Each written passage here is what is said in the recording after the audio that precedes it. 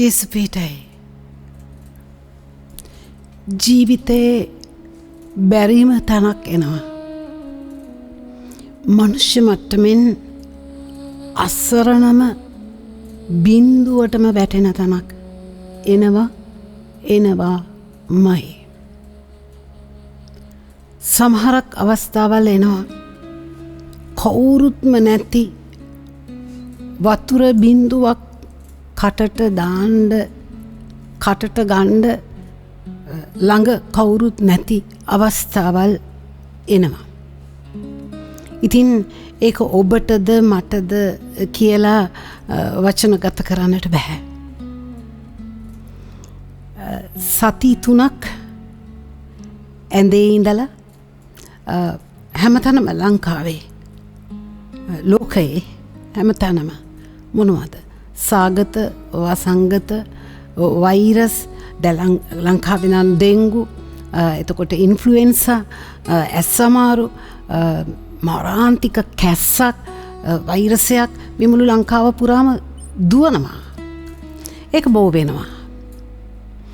ඉතින් මම මේ කතා කරන්නෙත් ඒ සති 3ක් විටින් විට මගේ දූතකාරයන් වලටත් මම ගියා.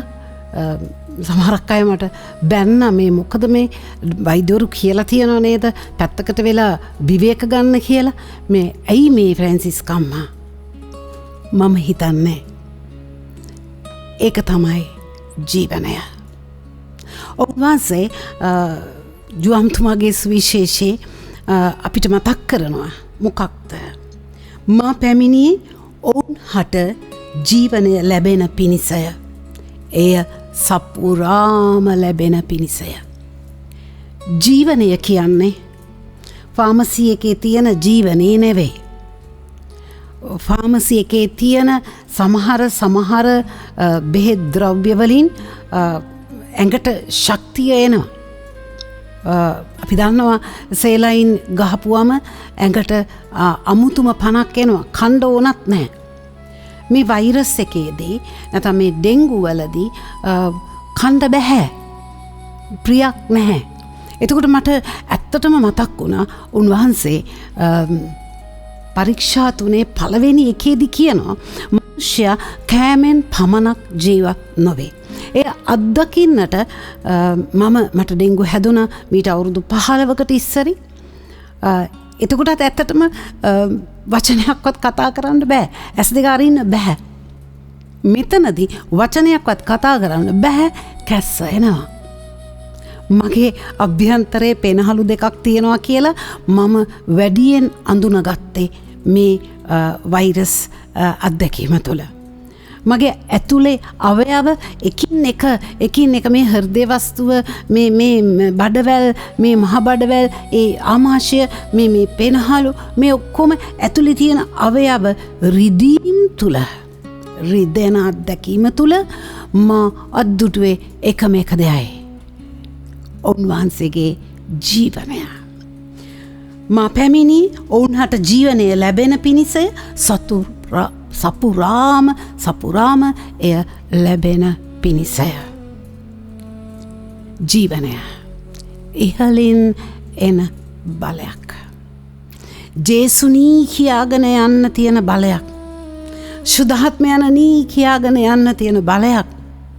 දෙවි මහෞත්තමයන්නී කියාගෙන යන්න තියෙන බලයක්. භාග්‍යවන්ත අම්මේ සදාසරණ මෑණියනී කියාගෙන යන්න තියෙන බලයක්. ඒ බලය මනුෂ්‍ය ශක්තියෙන් ලබාගත නොහැකි නිසා ප්‍රේමවන්තයනි